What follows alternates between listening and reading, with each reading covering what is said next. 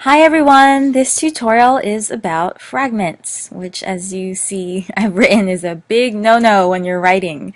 There's a lot of information in this video, so please bear with me and just view it multiple times if you need to.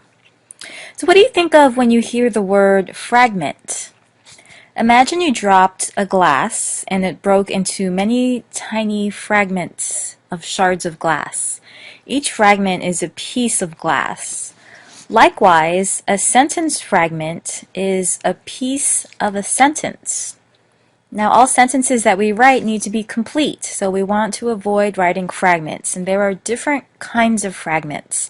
So I will go over 4 different kinds of fragments in this tutorial, and then I will link to some other information where you can practice and just get additional information about how to avoid writing fragments. So first we see here that there are dependent clause signal word fragments. And a dependent clause signal word signals that there is a dependent clause, which is an incomplete sentence. Anytime you see a sentence that starts with a dependent clause signal word, make sure the sentence contains a full independent clause. An independent clause is a full sentence. Common dependent clause signal words can be found in this chart. This is not a comprehensive list, however, it's a pretty good list of the most common dependent clause signal words that most of us come across when we're writing or when we're reading. So I would study that chart for a few minutes and then look at these examples. In each of these entries, one of these sentences is a fragment, so let's go through and try to figure out which one is a fragment. Although a blizzard was predicted, we decided to proceed with our vacation plans. Now this first sentence, aside from the fact that it's highlighted in green, we can see starts with although, which is one of the dependent clause signal words. So we have to be very careful that this sentence is a full sentence. If we read it alone, without the continuing sentence, although a blizzard was predicted, you can kind of hear and feel that there needs more information there. If I walked up to you in class and said, although a blizzard was predicted, you would be waiting for me to finish the sentence. It wouldn't make sense to you if I just stopped talking right there. Now, as writers, we run into problems because when we read the sentence quickly with the following sentence, we may not hear that there is a fragment. Although a blizzard was predicted, we decided to proceed with our vacation plans. Okay, so this is why it's important to take note of any sentences that begin with any of these dependent clause signal words. Anytime you see a sentence that begins with one of these dependent clause signal words, it should be there should be a red flag going off in your head, and you should ask yourself, is this a full complete sentence that has a subject and a verb and a complete thought? So let's go on to the next example. Jim probably won't do well on his math exam unless he spends the next 3 days studying. So one of these sentences starts with a dependent clause signal word, and you can see that underlined here. Unless is a dependent clause signal word. So if you read this sentence alone by itself without any context, unless he spends the next 3 days studying, again, it should sound incomplete to you. There's no full thought there. It's a piece of a sentence, but it's incomplete. It doesn't make sense. So that's another example of a fragment. Here's our third example. I need to go to bed early tonight. Since I have to wake up at 5 a.m. tomorrow, you can see here that the second sentence starts with a dependent clause signal word. Again, when you have a sentence that starts with one of these words, a red flag should go off in your head, and you should look at that sentence very carefully and ask yourself if this sentence makes sense. Does it have a subject, a verb, and a complete thought? Read it alone and see how it sounds. Since I have to wake up at 5 a.m. tomorrow, if someone said that to you, you would be, again, waiting for them to finish their sentence. Since you have to wake up at 5 a.m. tomorrow, what? What is the writer trying to say? Okay, so again, These fragments are pieces of sentences, and we want to avoid writing pieces of sentences in our writing because they don't make sense. I will show you how to fix them in a minute, but let's go on to some other types of fragments. Okay, so we have ing and to fragments, and this refers to words that end in ing, such as walking or talking or hoping. So when an ing word, appears, well, okay, sorry about that. When an ing word appears at or near the beginning of a sentence, a fragment may result. So you can see a pattern here. You really need to pay attention to how a sentence starts. Here's an example. I read my essay about a dozen times to make sure I didn't have any fragments. One of these sentences starts with either an ing word or the word to. You can see that the second sentence starts with the word to. Again, this is a red flag. Anytime a sentence starts with the word to or a word ending in ing, pay special attention to that sentence to make sure that it's a full sentence. If I read this alone, to make sure I didn't have any fragments, you would be waiting for me to finish the sentence. It doesn't make sense by itself. Let's look at the next example. The dog grabbed his leash with his mouth and ran to the door, hoping his owner would take him for a walk. Again, one of these sentences starts with either a word ending in ing or the word to. We see here that the second sentence starts with a word ending in ing, hoping. If we read this sentence alone, hoping his owner would take him for a walk, you want to hear the rest of the sentence. It doesn't make sense. It's incomplete. It is a fragment. It's a piece of a sentence. So you want to avoid starting a sentence with an ing or a to word unless you are positive that all of the necessary elements of a full sentence are there. Another common type of fragment is the added detail fragment. Added detail fragments begin with one of the following words: like, including, especially, also, for example, for instance, except, without, or such as. And as the name implies, people write these sentences because they want to add details to the sentence before. Let's look at an example.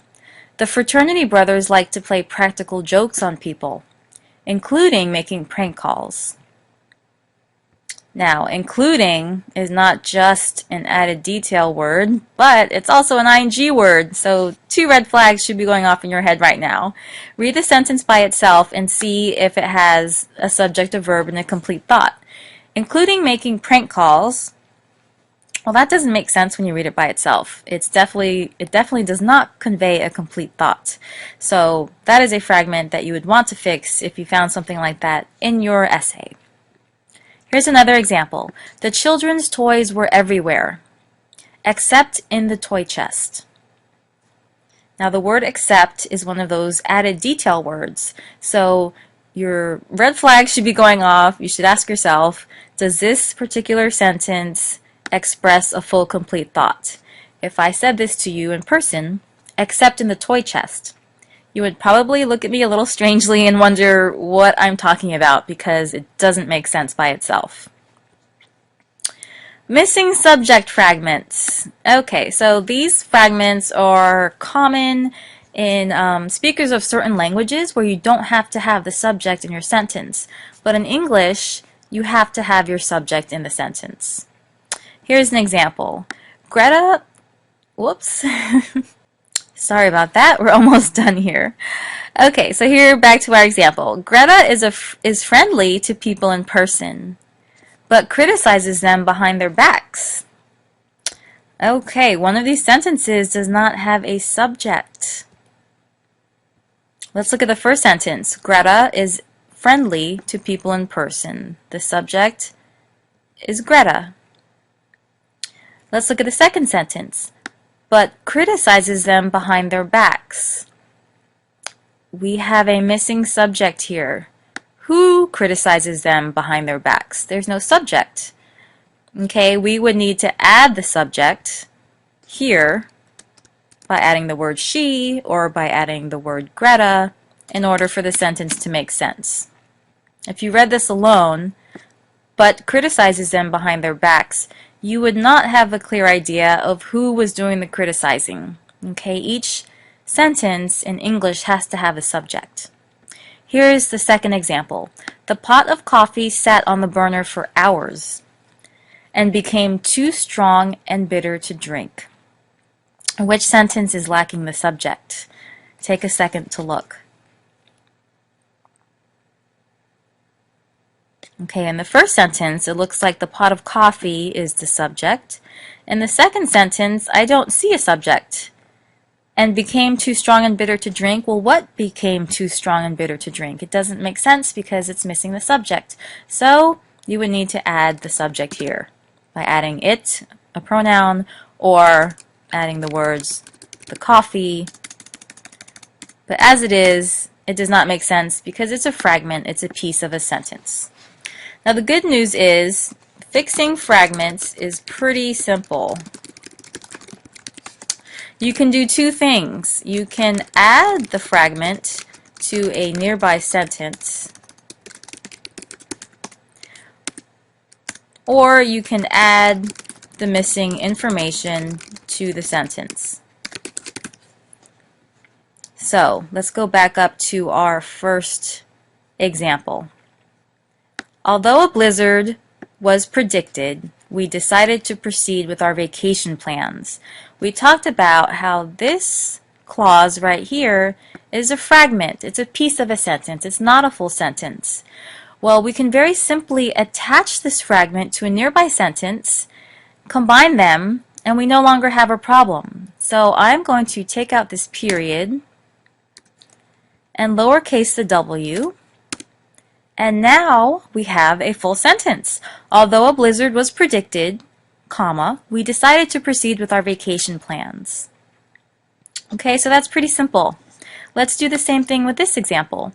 Jim probably won't do well on his math exam unless he spends the next 3 days studying. Well, here we have a sentence that starts with a dependent clause signal word. That's not good, so we are going to attach this fragment by getting rid of the period and lowercasing the u, and now we have a perfectly grammatically correct sentence. Jim probably won't do well on his math exam unless he spends the next 3 days studying.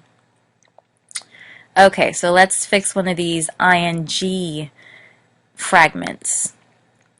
The dog grabbed his leash with his mouth and ran to the door, hoping his owner would take him for a walk. Well, we know that this group of words is not a full sentence, so we can just very easily attach it to a nearby sentence by getting rid of the period, making it one sentence, lowercasing that h, and now we have a grammatical sentence. The same principle applies with added detail fragments. The children's toys were everywhere, except in the toy chest. This fragment can be attached to a nearby sentence by getting rid of the period and lowercasing that e. Now we have one full sentence. No sentence pieces anywhere. So it's pretty simple. You just take the fragment, attach it to a nearby sentence, and you're good to go. For missing subject fragments, you can do the same thing. Sometimes it is easier to just fill in the information that's missing, which you saw me do a minute ago. When we talked about this example, Greta is friendly to people in person, but criticizes them behind their backs. We could easily add in the word she, which would be method 2 of correcting, adding in whatever's missing. Or, again, we could make the sentence one sentence by attaching the fragment to a nearby sentence. Greta is friendly to people in person, but criticizes them behind their backs. So now we no longer have a fragment. So just remember, the key is to be able to kind of train yourself to recognize when you have a fragment by looking for certain keywords. Once you have found that fragment, fixing them is pretty simple. Thank you very much, and I hope you found this helpful.